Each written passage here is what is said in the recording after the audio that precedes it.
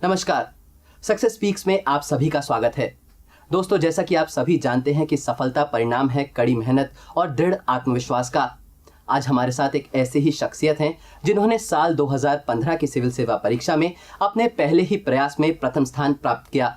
ऐसा करने वाली वो सबसे कम उम्र की टॉपर हैं। आइए स्वागत करते हैं टीना डाबी जी का। इसके अलावा हमारे साथ शो में हैं हमारे एक्सपर्ट AK मिश्रा और देश के कोने कोने से आए वो छात्र जो IAS की परीक्षा देना चाहते हैं। आइए शुरुआत करते हैं आज के हमारे सक्सेस स्पीक्स की।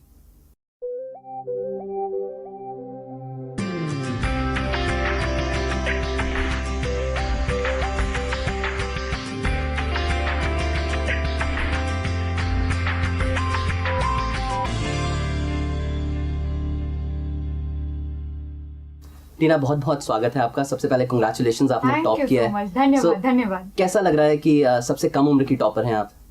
बहुत बहुत अच्छा लग रहा है और इनफैक्ट मैं आज भी जब भी मैं रात में सोऊं, मैं सुबह उठूं, मैं यही सोचती हूँ कि अच्छा ऐसा हो क्या है मेरे साथ। पहले ही अटेम्प्ट में इतनी कम एज में मैंने ही कभी नहीं सोचा था कि ये पॉसिबल है, तो मुझे बहुत खुशी होती है और एक ऐसा लग रहा है कि मैं सपने जैसा जी रही हूँ। चलिए, बहुत बहुत खुशी की बात है। मैं जानना चाहूँगा इन सब की शुरुआत कहाँ से हुई? किस तरह का बचपन में किस तरह के स्टूडेंट थे आप और कैसे ये शुरुआत हुई? ये पूरी जर्नी की सिविल सर्विस परीक्षा के लिए अपीयर होना है, बैठना है, ये काफ़ी पहले ही सोच लिया था। जब मैं 11वीं कक्षा में थी तब से ये सोच लिया था कि मुझे आगे जाकर एक करियर सिविल सर्विसेज में बनाना है। स्कूल और कॉलेज में मैं कहूँगी मैं अच्छी छात्रा थी। I was a very good student.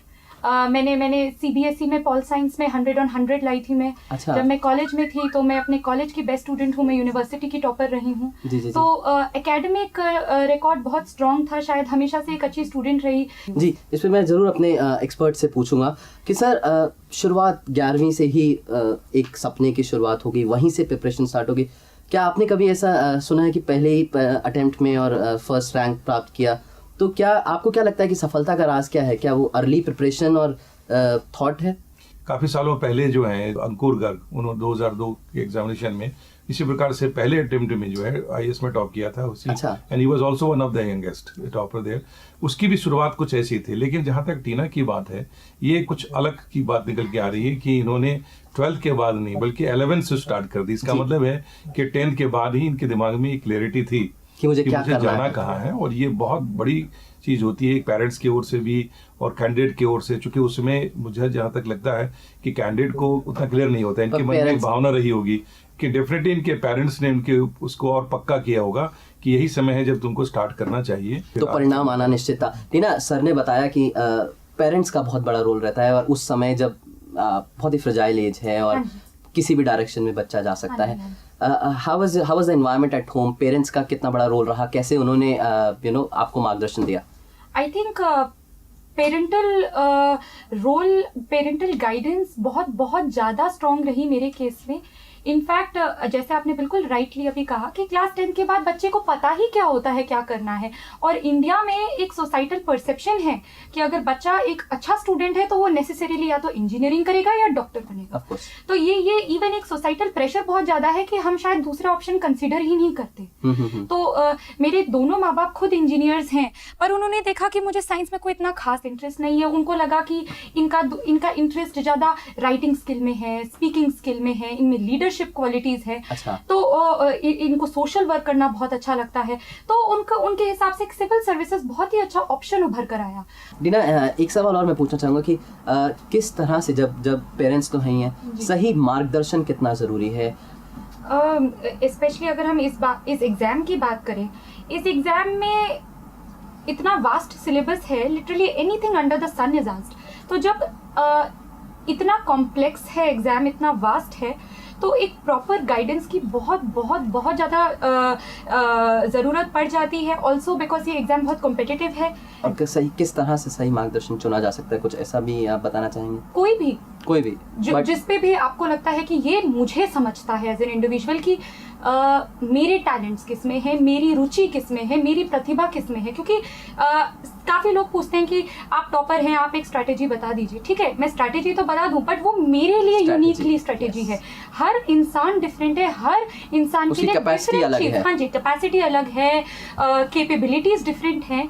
हर इंसान के लिए एक अपनी खुद की यूनिक स्ट्रेटेजी होती है। टीना, सबसे पहले एक जो सब इम्पोर्टेंट सवाल जो स्टूडेंट्स के बीच में रहता है कि कहाँ से स्टार्ट करें, how to start, that is very important, you know, well begun is half done, it is very old saying. आपने कैसे स्टार्ट की preparation? Sir, I think the first starting point, एक जो स्टार्टिंग पॉइंट है जिससे हम preparation actually किसी भी कैंडिडेट को शुरू करनी चाहिए, वो है सिलेबस पढ़ने से। जब आप ये समझ जाते हैं, उसके अकॉर्डिंग नेक्स्ट स्टेप आता है, आप आइडेंटिफाई कर लें आपकी स्ट्रेंथ्स क्या है, आपकी वीकनेसेस क्या है, किसमें आप दूसरों से ज्यादा स्कोर करने की क्षमता रखते हैं और किसमें आप कमजोर हैं, आपको शायद उसमें इम्प्रूवमेंट चाहिए। तो थर्ड स्टेप ये होगा कि ऑफकोर्स जो कमजोरी है तो उसे तो इम्प्रूव करेंगे ही कि एक लेवल पे आप उसे ले आए, पर उस पे फोकस करते करते कभी भी अपनी स्ट्रेंथ्स को अपनी वीकनेसेस नहीं बनानी चाहिए। लेकिन जो स्टडी का जो बेसिक्स है, जो फंडामेंटल तैयारी जिसको कहते हैं, राइट, जिसमें क्वेश्चन और पिछले सालों के क्वेश्चंस और सिलेबस, ये दोनों की अंडरस्टैंडिंग की क्लैरिटी होनी चाहिए जी। लेकिन शुरुआत की जाती है कि जैसे फंडामेंटल बुक्स हैं, कैसे हर कोई कहता है कि एनसीईआरटी बुक्स से सारी शुरू करो, आपने क्या इस प्रकार से शुरू की? जी, एनसीईआरटी बुक्स एक बहुत ही अच्छा एक बेसिक फाउंडेशन बना देती हैं जिसके बाद आप कॉम्प्लेक्स बुक्स पढ़ पाएं। जैसे जो भी हमारी प्रिस्क्राइब बुक्स हैं, चाहे आप कोचिंग मटेरियल से पढ़ रहे हो या आप मार्केट की कोई बुक रेफर करके पढ़ रहे हो, वो एक लेवल की लिखी हुई हैं। उनको अगर समझने के लिए इसलिए एनसीईआरटीज इंपॉर्टेंट हो जाती हैं। Time management is a very crucial thing in this exam. Absolutely sir, absolutely. Job में तो आपने अपनी टाइम को कैसे मैनेज किया? सर, टाइम मैनेजमेंट तो आई थिंक ये एग्जाम का फर्स्ट मंत्र ही टाइम मैनेजमेंट है, क्योंकि इस एग्जाम में इतनी सारी चीजें करनी है पर टाइम कंस्ट्रेंट सिर्फ 1 साल का है। तो अगर टाइम मैनेजमेंट ना हो तो हर चीज बहुत डिफिकल्ट हो जाती है। मैं बहुत ही सिस्टमैटिक थी मैं 3 मंथ्स पहले का ही अपना टाइम टेबल बना लेती थी कि 3 मंथ्स में मुझे इतना इतना इतना हर सब्जेक्ट का कवर करना है, और मैं टारगेट्स में इंश्योर करती थी कि एवरी डे जो भी मेरे टारगेट्स है, I am meeting those targets. और उसमें भी एक जरूरी है practical level of time management. कई बार स्टूडेंट बहुत एबनॉर्मल रूटीन बना लेते हैं कि हमें 17 घंटे 18 घंटे नहीं, आपकी रेगुलर रूटीन कितनी थी पढ़ाई की? सर, मैं सिर्फ 7 घंटे पढ़ती थी, और कभी मान लीजिए कुछ थोड़ा खिंच जाए एक टॉपिक में थोड़ा ज्यादा टाइम तो 8 घंटे। बट प्रॉब्लम यही होती है कि लोग 1 हफ्ता कर लेंगे फिर नहीं करेंगे। वो तो रूटीन, हाँ जी, you have to make it a routine, you have to make it a habit. Newspaper reading ही हो तो आपकी वो ऐसी हैबिट बन जानी चाहिए कि जैसे रोज आप सुबह चाय पी रहे हैं तो आपको न्यूज़पेपर पढ़ना है। टीना, आपने हालांकि एक जो कॉन्शियसनेस है आपकी और फैमिली की ओर से स्टार्ट भी आपको 11th के लेवल पे ही दे दिया गया था, लेकिन एक सीरियस प्रिपरेशन होती है कि कब से सीरियस प्रिपरेशन करें, ठीक है? तो आपसे यदि पूछें कि आपने अपना serious preparation civil service examination के लिए कब शुरू किया है तो क्या कहेंगे आप? सर, बिल्कुल ग्रेजुएशन के बाद मैं 20 पे ग्रेजुएट बन गई थी और एग्जाम के लिए 21 की एज लिमिट है, तो मेरे पास एक एज गैप था। तो वो जो 1 साल का पीरियड था उसमें मैंने फुल फोकस के साथ जो प्रॉपर सीरियस प्रिपरेशन जो आप कह रहे हैं वो उस 1 साल में करी। तो बेसिकली एक सीरियस प्रिपरेशन यदि 1 साल का इंसान कर सकता है तो टीना के जैसा टॉप भी कर सकता है ना? जी सर, आई थिंक ये पूरा खेल ही है एक फोकस और एक डिसिप्लिन का। लैंग्वेज एंड कम्युनिकेशन जो है ना, इस एग्जाम का बहुत इंपॉर्टेंस रखता है, क्योंकि आप कितना क्या जानते हैं, क्या पढ़ाई किया, उससे ज्यादा इंपॉर्टेंट कि आपने एग्जामिनेशन में क्या कम्युनिकेट कर रहे हो। Absolutely. तो कम्युनिकेशन स्किल डेवलप करने के लिए राइटिंग में भी और स्पीकिंग में भी आपने कुछ स्पेशल कोशिश की?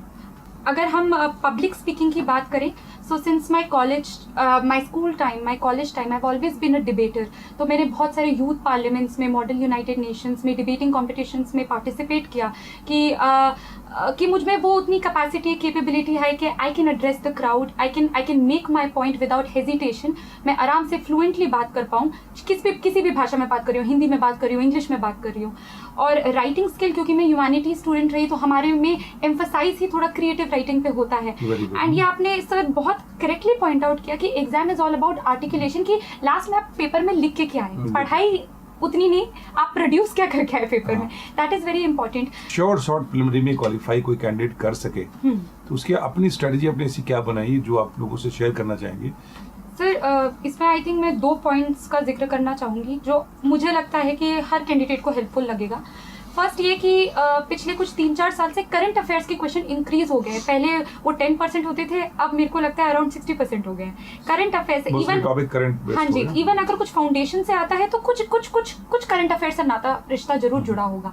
और दूसरी चीज़ कि जो फाउंडेशन कोर्स है, मेरे हिसाब से अगर कोई फर्स्ट टाइमर हो, क्योंकि मैं खुद एक फर्स्ट टाइमर थी, तो 3 बार रिविजन हर फाउंडेशन कोर्स बुक का बहुत इंपॉर्टेंट है। एक इंपॉर्टेंट सिचुएशन आ जाता है, कई बार स्टूडेंट्स पूरी तैयारी कर लेते हैं और एग्जामिनेशन में जाकर परफॉर्म नहीं कर पाते। तो एग्जामिनेशन स्किल भी एक बहुत बड़ी चीज होती है, और खासकर प्रिलिमिनरी एग्जामिनेशन में जहाँ टाइम की इतना लिमिटेशन होता है। तो एग्जामिनेशन में जाकर के आपके हिसाब से क्या क्या प्रिकॉशन रखना चाहिए, या क्या उनको कोशिश करनी चाहिए एग्जामिनेशन हॉल के अंदर? सर ये बात काफ़ी बार, ये इनफैक्ट मेरे काफ़ी फ्रेंड्स के साथ भी हुआ कि अपने हिसाब से जितना पढ़ सकते थे पढ़ा, बट एग्जाम में परफॉर्म नहीं कर पाए। उसका सबसे बड़ा मुझे रीज़न लगता है कि उन्होंने प्रैक्टिस नहीं की एग्जाम देने की। तो ये जो मॉक टेस्ट सीरीज होती हैं, ये बहुत इंपॉर्टेंट होती हैं, क्योंकि आपको एक एग्जामिनेशन सराउंडिंग देंगी, आपको ऑल इंडिया रैंकिंग देंगी। आप टेस्ट दे देकर खुद अपनी स्ट्रेटेजी बना पाएंगे, क्योंकि जैसे प्रीलिम्स में हम सबको पता है नेगेटिव मार्किंग होती है, तो आप खुद अपना आइडिया लगा सकते हैं कि अच्छा मैं इतना रिस्क ले सकती हूँ, ले सकता हूँ, नहीं ले सकती हूँ, नहीं ले सकता हूँ। तो ये जो एग्जाम में परफॉर्म नहीं कर पाते, क्योंकि उन्होंने पढ़ाई तो कर ली बट एग्जाम देने की ही प्रैक्टिस नहीं करी। टीना, यहाँ हमें थोड़ी देर के लिए रुकना होगा। सक्सेस स्पीक्स में अभी वक्त है एक छोटा सा ब्रेक लेने का, आप कहीं जाइएगा नहीं।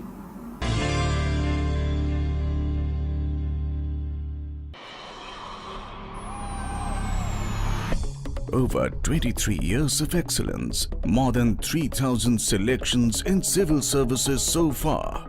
Chanakya IAS Academy, nurturing leaders of tomorrow.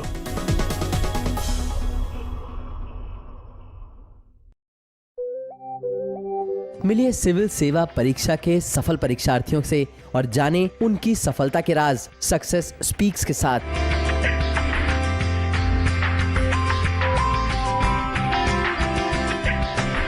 हर मंगलवार सुबह 9 बजे डीडी नेशनल पर।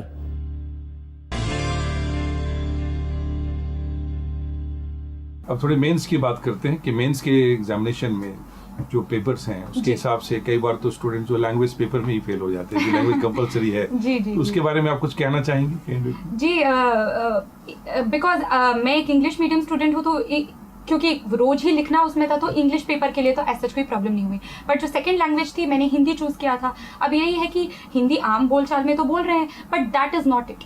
पेपर बहुत अच्छे लेवल का आता है, ऐसा नहीं कि आप ऐसे ही क्लियर कर लेंगे विदाउट पढ़े। तो इवन मैंने 1-2 महीना पहले हिंदी का एक न्यूज़पेपर लगाया था, मैं रोज वो हिंदी का न्यूज़पेपर पढ़ती थी, जैसे इस लैंग्वेज की भी बहुत अच्छे से टच में है। एसे पेपर जो है वो एक नॉर्मली स्टूडेंट्स नेग्लेक्ट करके चलते हैं कि चलो एसे का तो वो तो लिख ही लेंगे हम, राइट? तो आपने एसे पेपर के लिए क्या कोशिश की? जी, मैं फॉर्चुनेट थी कि मेरे काफ़ी सीनियर्स थे जिन्होंने बताया था कि नहीं, ऐसे पेपर बहुत स्कोरिंग है और बच्चे निगलेक्ट करते हैं। तो अगर मान लीजिए आप किसी और पेपर में बाय चांस कम मार्क्स ला रहे हैं, तो इसमें आप गेन कर सकते हैं अगर आप इसमें अच्छे से परफॉर्म करें। तो मैंने ऐसे पे बहुत ध्यान दिया, क्योंकि मैं खुद ही ऑनेस्टली कहूँगी कि मैं उतनी क्रिएटिव नहीं हूँ कि मैं कोई एकदम बहुत ही फिलोसफिकल ऐसे लिख दूँ, बहुत ही बड़ी बड़ी बातें कर दूँ। तो मैं usually current affairs oriented topics में ही ऐसे लिखती थी। ये बहुत अच्छा है कि हमारे पास ऑप्शन होता है कि आप कौन सा टॉपिक उठा के लिख सकें, क्योंकि करंट अफेयर्स वैसे भी आप मेन्स और प्रीलिम्स के लिए पढ़ ही रहे हैं, तो आप you are comfortable with it. तो मैं वो टॉपिक ही उठाती थी, क्योंकि मैं एक नॉर्मल स्टूडेंट हूँ जो एक नॉर्मल ऐसे लिख सकता है। बट मैंने प्रैक्टिस बहुत की। मैं हर हफ्ते after prelims till my mains exam में हर हफ्ते एक ऐसे लिखती थी, तो मुझे प्रैक्टिस बहुत थी। तो इग्नोर ना करें। जहाँ तक जनरल स्टडीज के पेपर हैं, सारे पेपर काफी डायनेमिक नेचर के हैं, उस पेपर को आपने कैसे तैयार किया? सर, क्योंकि ये मैं कहूँगी कि थोड़ा पेपर थोड़ा स्टैटिक है, क्योंकि हिस्ट्री है, ज्योग्राफी है, तो ये डायनामिक इस सेंस में नहीं कि बदलता नहीं है उतना। तो ये पेपर इनफैक्ट इजी है कि अगर आपने प्रीलिम्स का ही अपना बेस बहुत स्ट्रॉन्ग किया हो तो ये आपको बहुत हेल्प करेगा। बट जैसे कि आपने कहा कि प्रीलिम्स और मेंस थोड़ा डिफरेंट है ओरिएंटेशन में। प्रीलिम्स थोड़ा फैक्चुअल है, मेंस थोड़ा एनालिटिकल है, एनालाइज, आपको अपने ओपिनियन देने होते हैं इसमें। तो अगर जो भी मुद्दे करेंटली चल रहे हों, जैसे अगर कोई पॉलिटी की बात कर लें, तो अगर हम प्रेसिडेंट्स रूल है, अगर वो न्यूज़ में है, तो अगर आप उसके एडिटोरियल पढ़ रहे हैं न्यूज़पेपर में, तो ऑटोमेटिकली आपका भी एक ओपिनियन बन जाएगा जो आप एग्जाम में फिर प्रोड्यूस कर सकते हैं। पेपर 2 का जो नेचर है, पेपर 1 में तो थोड़ी फैक्ट्स ओरिएंटेड चीजें जा रहे हैं, ज्योग्राफी, हिस्ट्री है, उसके लिए कुछ खास अपने अंदाज अपनाया कि ज्योग्राफी कैसे मजबूत करें या हिस्ट्री एंड कल्चर को कैसे करें? ज्योग्राफी में मैं कहूँगी कि मैं हमेशा कोशिश करती थी कि अगर कोई डायग्राम बन सकता है तो बना दें।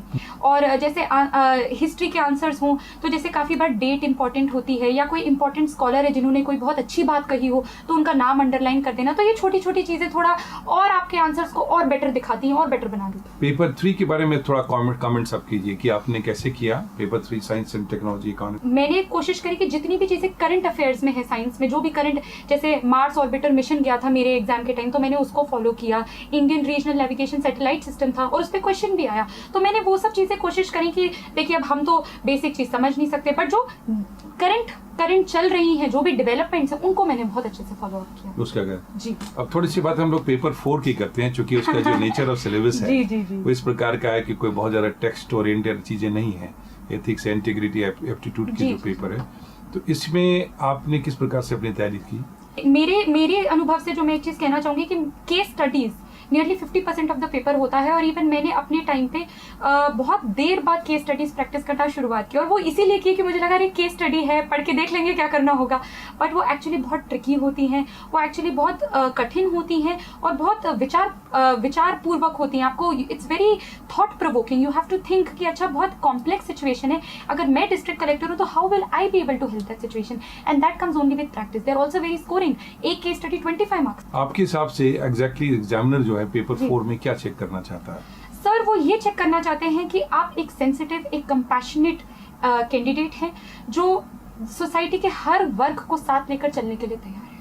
That is what they are basically testing. आपने ऑप्शनल सब्जेक्ट क्या रखा था? पॉलिटिकल। क्योंकि आप ऑलरेडी एकेडमिकली हमेशा आप एक्सेलेंट करती रही हैं, टॉपर भी रही हैं, तो नेचुरली आपके लिए एक चॉइस था पॉलिटिकल साइंस लेकर के आगे करने।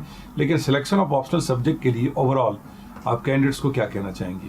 सर मैं यही कहना चाहूँगी कि बिल्कुल सब्जेक्ट वही ले जिसमें रुचि हो, क्योंकि ये ग्रेजुएशन लेवल की स्टडी कोई आसान चीज़ नहीं है। Tina, interview civil services personality test जिसको कहते हैं, दैट्स अल्टीमेट थिंग। हमेशा से कैंडिडेट के दिमाग में रहता है एक दिन मुझे इंटरव्यू जाना है, धौलपुर हाउस जाना है, भाई कल्पना के दिन में होता है, लेकिन अपने आप में काफ़ी एक चैलेंजिंग चीज़ होती है। तो सिविल सर्विसेज इंटरव्यू, चूँकि आप पहली बार ही गई और आपने अच्छे नंबर लिए और क्वालिफाई करके टॉप कर गई हैं, तो आप पहले ये बताएं कि सिविल सर्विस इंटरव्यू में इंटरव्यू मेंबर्स क्या देखना चाहते हैं? सर आई थिंक जो बोर्ड मेंबर्स हैं वो हर चीज़ आपकी एनालाइज करते हैं, आपकी ड्रेसिंग स्टाइल, आपकी बॉडी लैंग्वेज, बेसिक एटिकेट। हाँ जी, आप अपने ओपिनियंस अच्छे से आर्टिकुलेट कर पा रहे हैं या नहीं हैं, आप कितने कंपैशनेट हैं इशूज़ को लेके, आप कितने सेंसिटिव हैं, आप अपने खुद के सब्जेक्ट में कितने एक्सपर्ट हैं, तो आपकी हर चीज़ टेस्ट होती है।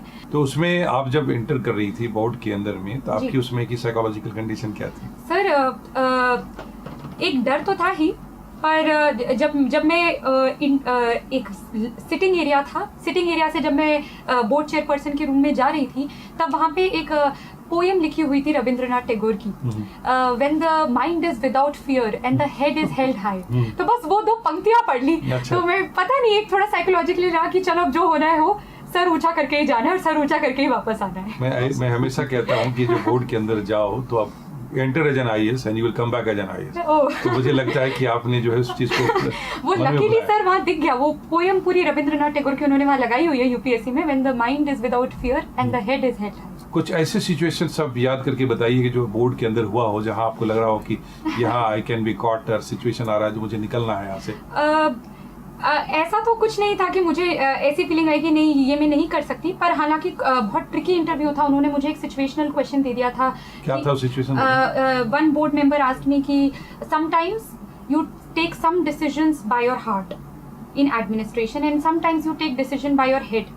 Now tell me a situation, Tina, in which your heart says one thing but you still have to take decision by your head. फिर मैंने 1-2 मिनट सोचा, फिर मैंने बोला कि sir whenever you see a very poor person, a very poor exploited person, आपका immediately heart बहुत compassionate हो जाता है, you feel कि बस कैसे भी इसकी suffering में दूर कर पाऊँ। Help करें, right. तो उस टाइम आपका हार्ट ये कहेगा, but you have to be an administrator and you always have to think no matter how good your intentions are, आपकी जितनी भी अच्छी फीलिंग्स हो, you can not take law in your own hands, you have to let law take its own due course, so you have to go by your head.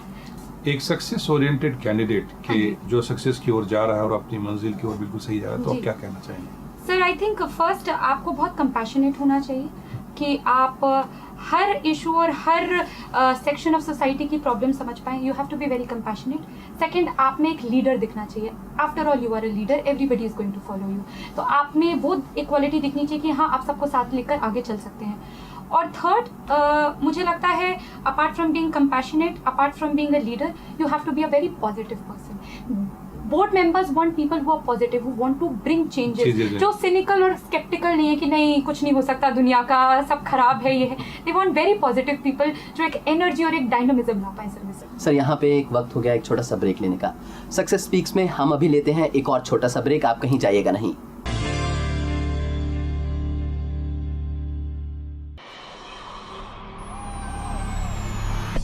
Over 23 years of excellence, more than 3,000 selections in civil services so far. Chanakya IAS Academy, nurturing leaders of tomorrow.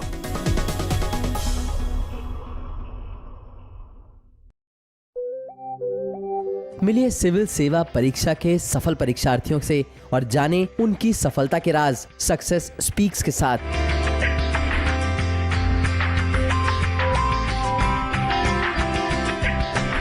हर मंगलवार सुबह 9 बजे DD national पर।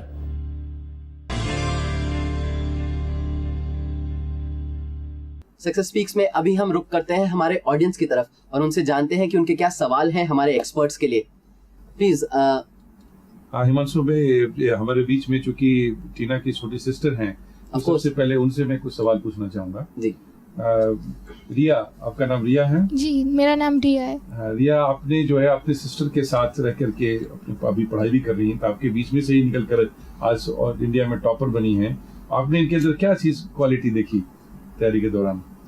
Quality, बहुत सारी qualities है, but जो मुझे सबसे अच्छी लगती हैं टीना के बारे में वो है डेडिकेशन और कमिटमेंट। हमेशा से डेडिकेटेड रही है, इनकी जो गोल्स उस पर उन्होंने हमेशा फोकस करा है, अपना टारगेट बनाया है, एंड कभी भी गिव अप करने की जब भी फीलिंग आती थी हमेशा कमिटेड रहती थी कि नहीं, मुझे करना है तो करना ही है। I guess sir, perseverance is the key. तो चलिए रुक करते हैं। पहला सवाल कौन पूछना चाह रहा है आप में से? जी, प्लीज अपना नाम बताएं। मेरा नाम किरण है और किनसे मैं पूछना चाहती हैं? टीना मैम से ये सवाल पूछना चाहती हूँ कि अभी मैंने मैम जैसे +2 किया है, तो अभी मैं ग्रेजुएशन भी कॉरस्पॉन्डिंग कर रही हूँ, तो अभी मैं जीएस और सीसेट पर ही ज़्यादा फोकस करूँ या ऑप्शनल भी साथ के साथ उनको भी लेकर चलूँ, या मुझे कब उनके ऑप्शनल के लिए प्रिपरेशन करनी चाहिए? पहली बात तो ये बहुत अच्छी बात है कि आपने अभी से सोच लिया कि आपको सिविल सर्विसेज की तैयारी करनी है, तो आपके पास बहुत ज़्यादा टाइम है और मेरा यही मानना है कि आप उस टाइम को जितना अच्छे से यूटिलाइज कर सकते हैं उतना। इसमें ये कोई बात नहीं है कि मैं जीएस पे फोकस करूँ या ऑप्शनल पे करूँ, आप जो भी करें। इनफैक्ट अभी आप जिसमें भी ग्रेजुएशन करिए, कोशिश करिए कि वो आपके ऑप्शनल में किसी प्रकार से हेल्प करे, जिससे आपका साथ साथ ऑप्शनल भी प्रिपेयर हो। बट जो चीज़ आपको अभी से कर देनी चाहिए वो है न्यूज़पेपर रीडिंग, क्योंकि न्यूज़पेपर रीडिंग आपको जीएस में हेल्प करेगा, इवन आपको ऑप्शनल में हेल्प करेगा। मैम, मेरा नाम ओम प्रकाश है, मैं हिंदी मीडियम से आईएएस की तैयारी कर रहा हूँ। तो मेरा आपसे ये जानना है कि आप इंग्लिश मीडियम से टॉपर हैं, ये सभी मतलब ऑल इंडिया जानता है। तो ये जानना चाहता हूँ कि हिंदी मीडियम में 2015 का जो रैंक है वो 68 पे है, जो टॉपर है। तो क्या हिंदी मीडियम से फर्स्ट रैंक में जो जहाँ पर आप है वो क्रूशियल आ सवाल है सकते हैं कि कि नहीं आ सकते हैं? इंग्लिश मीडियम के जो टॉपर फर्स्ट और हिंदी में क्या प्रॉब्लम्स होते हैं? जितना मैं ये समझती हूँ इस एग्जाम को, मुझे लगता है इसमें इतना लैंग्वेज मैटर नहीं करता कि मीडियम इंग्लिश या हिंदी है, बट एक्सप्रेशन ऑन पेपर कितना अच्छा है।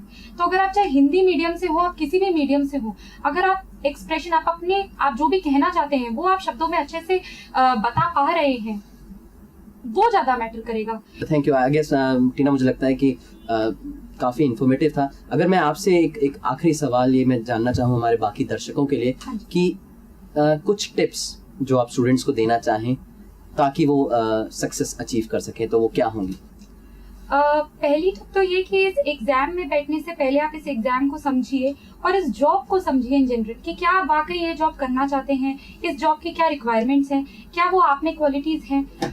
पहले तो ये, क्योंकि अगर ये ना हो तो बाद में जो ये सफर है बहुत मुश्किल होता है, तो कुछ मोटिवेशन बचती नहीं है। अगर आपको पहले ही समझ आ जाए कि हाँ ये जॉब है जो एक्चुअली मैं इसमें बहुत अच्छा कर सकता हूँ या कर सकती हूँ, तो आप हमेशा मोटिवेटेड रहेंगे कि नहीं मुझे यही तो करना है, ये नहीं तो और क्या। तो एक पहली बात वो।